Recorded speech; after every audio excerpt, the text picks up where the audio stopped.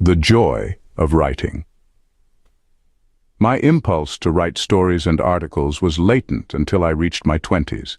It started in a spiral notebook with short narratives and poetry.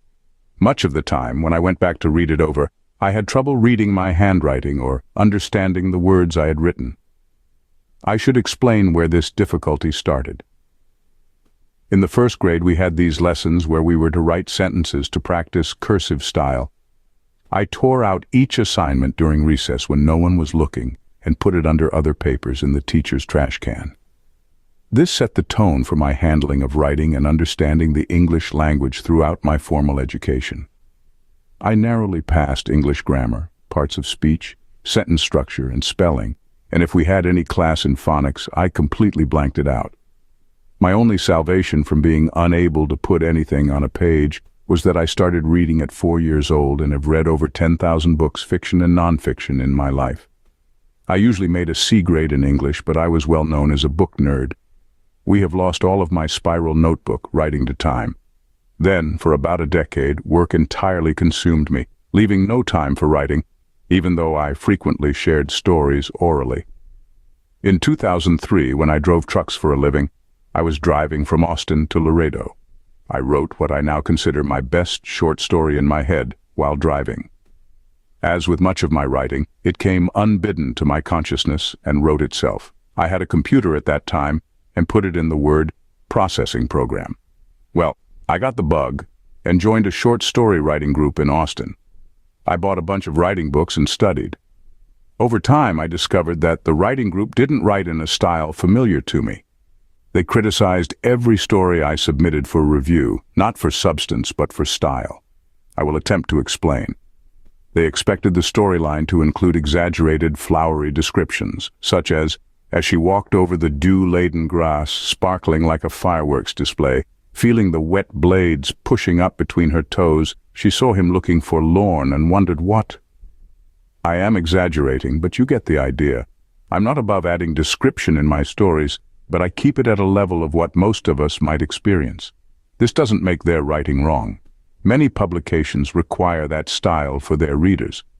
Another common story device with this group was leaving the ending hanging, so you would have to imagine where it ended. This type of story in books and movies was not my cup of tea. Stories and movies were complete and satisfying when you reached the end. I designed many of my articles to cause readers to look at a question and an answer, which gives them food for thought. But my stories have a definite end. The writers' group had some value. I learned that readers' expectations can change at different times in history. Furthermore, submissions to places that print short stories expect a specific style. That is the style this writers' group was writing and submitting to these magazines. It didn't help that my education put me at a disadvantage in the simple ability to write coherent sentences. My drafts required a copy editor to make my stories readable. On the positive side, I continued to write short stories after that, but less often because of an 90-hour work schedule I did for some time. I remodeled a house here in Ellis County.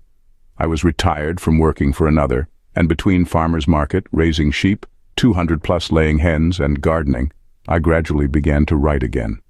In January 2017, I got an offer to do a weekly column for the Ennis newspaper.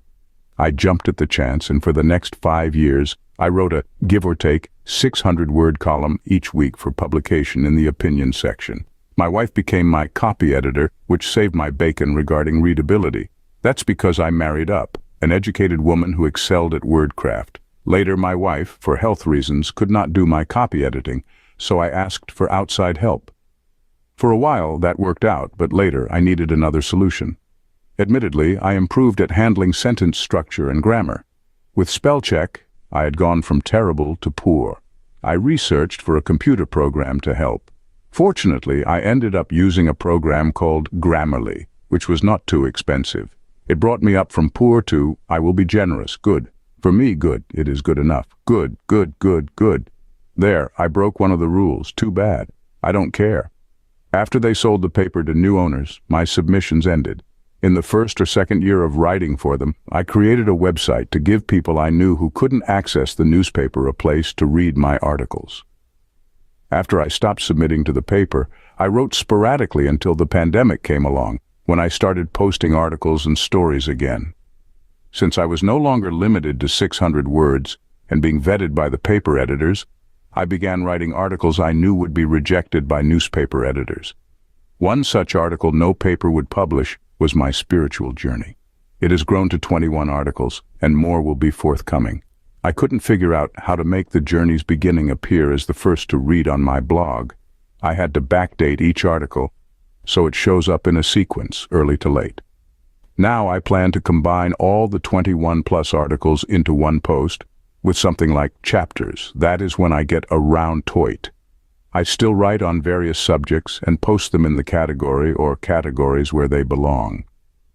As of now, I have written several that I haven't edited and published because the rain has kept me out of my garden for a couple of weeks. Ah yes, the subject of this article, the joy of writing.